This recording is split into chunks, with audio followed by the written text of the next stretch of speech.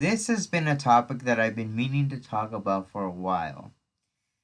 And I've seen a lot of videos when it comes to this topic where people are pointing out the flaws of the Switch. And believe me, I agree with these people. These people, have the right mindset when it comes to this. And, you know, the Switch does have a lot of flaws.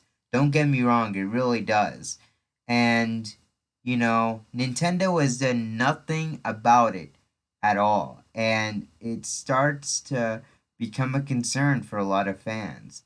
And I feel like it's now time to add my voice to this particular topic and how I have been feeling as a fan of Nintendo about the Switch and why I express my worries when it comes to the Switch's future.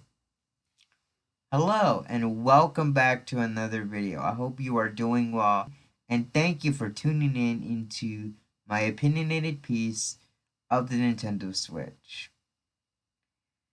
When it comes to this system, I really have mixed feelings. Sure, this system has been very successful and they released some very big titles this year, like Super Mario Bros. Wonder and Super Mario RPG. There are still major glaring problems when it comes to the actual system, and Nintendo has not addressed any of these issues yet, and probably even frankly at all. And for people as Nintendo fans in the gaming community, we are starting to grow incredibly sick of it. And, you know, us as a gaming community are not going to stand by this whatsoever. And it's time that Nintendo does something about this. So, when it comes to the problems of the Switch, first thing I think about is the hardware, which is lots of people who think like this. And, the biggest problem when it comes to the system. And there's been lots of it. From Joy-Con drift, the most obvious one, the game cartridges not reading when you want to play a certain game, and or the, screen acting up as well. There's been multiple problems with the Switch, hardware wise. There's also been many various titles for the Switch. And, for the first 3 to 4 years that the system was on the market, and when it launched, it didn't have many great titles. Yes, we got Breath of the Wild, ARM, we got Mario Kart 8 Deluxe. But those games don't really have a dent when it comes to making the Switch successful. And, we got many great games like Kirby's Return to Dreamland Deluxe. The Kirby games are always a hit. The Breath of the Wild game that just released, Tears of the Kingdom, that released just this past year. Lots of great titles. But when it came to the launch of the Switch, it didn't come with many great titles. We got ARMS, we got Breath of the Wild, which Breath of the Wild is a good game, of course. Snipper Clips, we got that as a launch title. 1-2 Switch, which I don't know why that made it into the system. And Mario Kart 8 Deluxe, which that was one game that released on the system. Lots of ports for the first 3 to 4 years that the Switch has been on the market. And all the great titles on the Switch were being overshadowed by the, you know, bad titles that were released on the Switch. And, for the first 3 to 4 years of the market, it didn't really do so well. People were not interested. And just now, in 2023, we're now getting really good games. Which, to me, it feels really sad to think about since, you know, we could have had those way earlier in the Switch's life cycle. And just now they're thinking about it, like, come on now. Like, we're almost at the end of the Switch's life cycle. Why think about it now?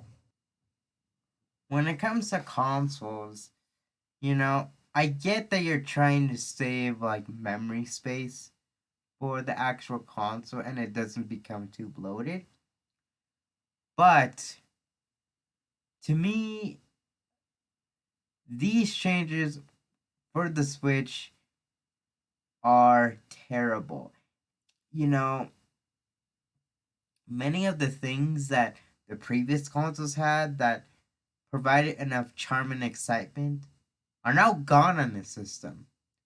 The UI is very basic. It has no support for themes or folders like you did with the 3DS and Wii U consoles. Many of the settings, like the Mii's, are hidden in the system settings, which I think that's bogus, by the way. And the menu overall is very hard to navigate, which I can attest to that. And, I can agree with that. The excitement is just gone. Like, it's a shell of itself. Like it doesn't provide anything. And it's boring. It's really boring. Not even the eShop has music. Not even the eShop has music. It's one of those things that I wonder, like, why is the Switch even there? Like, sometimes I think I would like the Switch to collect dust because of how boring the UI is and how things are on the system. And, you know, some of their other competitors, like Sony or Microsoft, have music or some fun things to keep the gamers engaged. But Nintendo devoted all their time to make it boring and devoided all of the things that made the previous systems, enjoyable for gamers and stripped it all away. Not even simple services like a web browser or a Netflix application or streaming apps are not even there, like competitors. It's just a former shell of itself. It's just a shell. And people are not excited to play on the system, which I'll which I can attest to that and I can agree. So, you know, that's how I feel about it. And if anyone wants to say otherwise, like literally you can talk to me and you can argue with me about that. But literally that's how I feel. Ever since the Xbox days, online has become very prevalent in many modern consoles, especially the last generation consoles. Online multiplayer is a staple. Sony and Microsoft have let you pay for online for many years. And now Nintendo is joining the bandwagon on that regard. Nintendo, with its online service, it's terrible. With the online service, many of the games that support online lag a lot, and even at some points it kicks you off the game for no reason. And they have a legacy content catalog. And the games that they add are terrific. They had little bits of nostalgia there, but they only released a title or two, or maybe even three, once or twice per year. And just like regular online, it lags a lot. And many of our personal computers and other consoles can emulate the games much, much better. To me, I feel like Nintendo, with their anti emulation thing, like, it shouldn't justify doing this. The price is essentially high, and it's atrociously high, to be honest with you. And for what you're getting, and with a terrible emulator that it could be there for free, it doesn't justify the price of the service, and it doesn't even have really good benefits like their competitors would. And it's just terrible to see that. I really wish that the online would have been better, but at this point, the online is just a former shell of itself. And right now, it doesn't justify paying the service. And yes, I did pay for the service, but, you know, with that in mind, other people shouldn't be buying this service because Nintendo should know how to do online correctly. FYI, you got the blueprints, Nintendo, with Sony and Microsoft. Take notes.